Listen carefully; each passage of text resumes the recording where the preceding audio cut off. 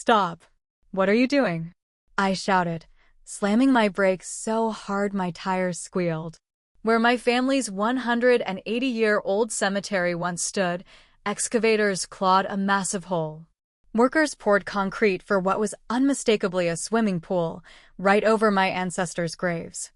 I bolted across my lawn, phone recording. 6 generations, including a Civil War captain, had their resting place desecrated. Shattered headstones and what looked like human remains spilled from cardboard boxes piled carelessly near a trailer. William Harper, the Willow Grove Estates HOA president, approached with his infuriating smirk. Mr. Bennett.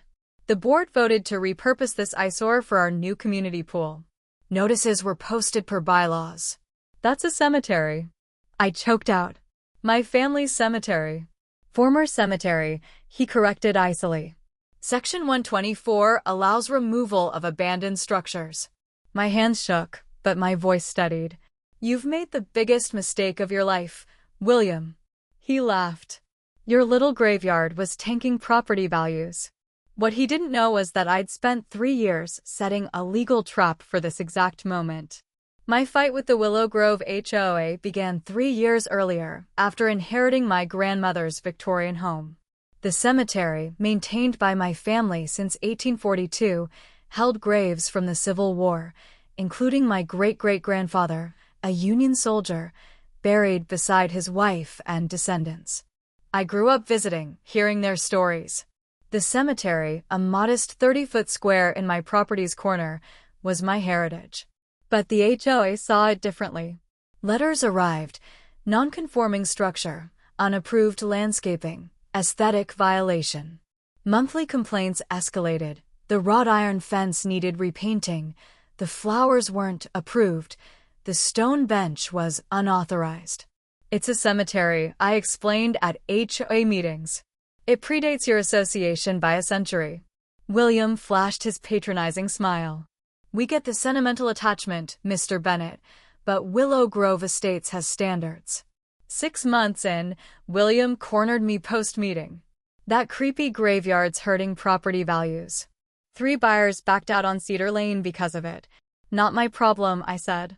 His eyes narrowed. Actually, it is. The board's exploring options. I knew they wouldn't stop. At home, I read my grandmother's journal, her warnings about the HOA's designs on our land. The Bennett family prepares for storms before clouds gather.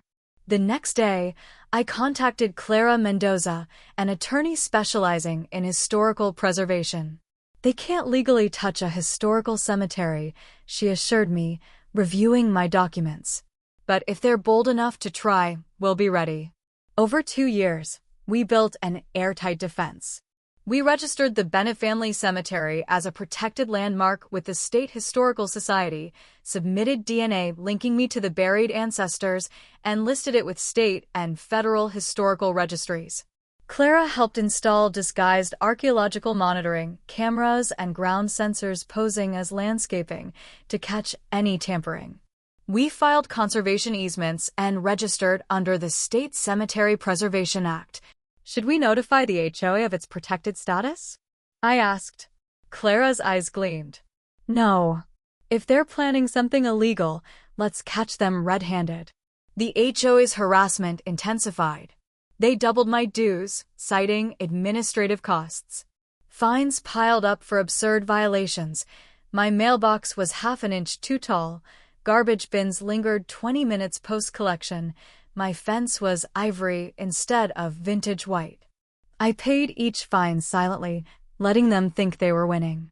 The turning point came when I befriended Lydia, the HOA secretary, overlooked for a board promotion in favor of William's crony. Over coffee, she whispered, they're planning something big at tomorrow's closed session. William had me research how HOAs remove abandoned historical structures. He mentioned your cemetery. Abandoned? I said. I maintain it weekly. Lydia slid me a folder. He's resurveying boundaries to claim it's on common ground, not your property. They'll vote tomorrow and act fast before you can react. I thanked her and called Clara, finalizing our trap. 2 weeks ago, I left for a business trip, everything in place. I hadn't expected them to move so brazenly. Seeing my family's cemetery gutted, I realized this wasn't just an HOA violation, it was desecration. I made 3 calls to Clara, the State Historical Preservation Office, and the Lincoln County Sheriff. As I waited, William's confidence wavered as horrified neighbors gathered. "You should have checked who owns this land," I told William quietly. "And you really should have checked its legal status before digging up my ancestors." Doubt flickered in his eyes. "The HOA has full authority, not over a state and federally registered historical cemetery," I said as official vehicles rolled in. The next hour was chaos. State officials photographed the site. Workers stood idly. Clara arrived with legal documents. Sheriff Matthews eyed the boxes of remains grimly. William regained bravado when the HOA's attorney, Preston, arrived. They conferred, then approached. "This is legal," Preston declared. "The board has authority. Surveys confirmed this is HOA common property." He handed Matthews a document. "Boundaries were reassessed last month. The cemetery is abandoned, on HOA land." My heart sank. Had I missed something? Clara frowned, reviewing the document. Preston pressed. "Mr. Bennett signed an agreement granting HOA authority over common areas." William smirked. "We followed protocol. Remains are being respectfully relocated." I stared at the boxes, headstones mixed with bones. "Respectfully," I whispered. Dr. Leong, the historical preservation officer, spoke.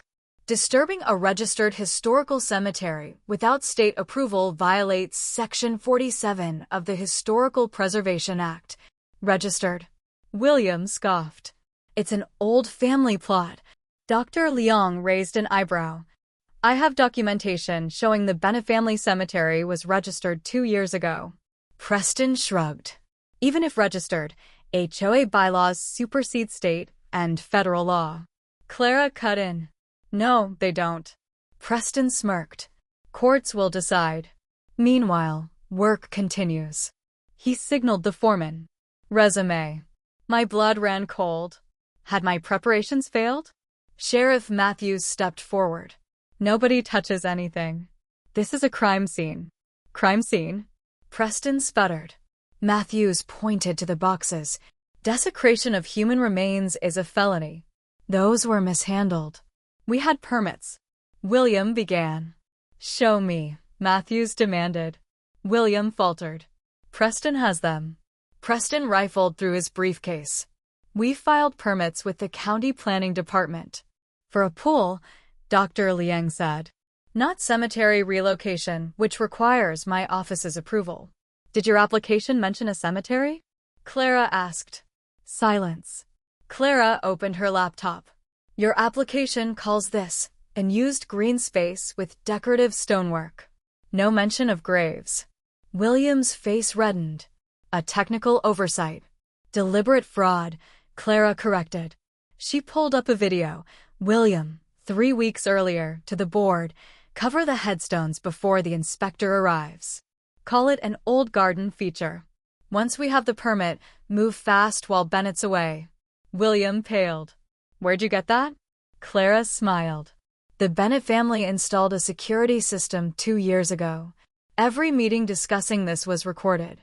Illegal surveillance." Preston protested. "Legal on my client's property," Clara countered. She turned to Matthews. "I have hours of footage proving their conspiracy to bypass cemetery laws." Dr. Leong examined the survey. "This is fraudulent. It contradicts county land records." Matthews faced William and Preston. "You're giving statements at the station." Preston tried. The HOA was improving the neighborhood. "Bennett's been difficult." "Difficult?" I snapped. "I've documented 3 years of harassment to pressure me into moving my cemetery." Clara handed folders to Matthews and Dr. Leong. "My client anticipated this." She laid out documents, DNA linking me to the buried, State Historical Society registration of the Bennett family cemetery as a landmark since 1842, Federal Historical Registry protection. conservation easements barring development, archaeological logs showing board members trespassing, property deeds proving the cemetery's boundaries, and emails plotting to get rid of the creepy graveyard. Neighbors gasped. Board members edged away from William.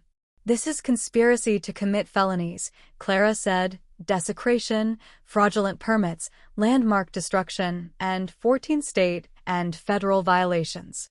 Matthews radioed for officers. "Mr. Harper, Mr. Preston, you're detained." Deputies escorted them to patrol cars. William hissed at me, "You set us up?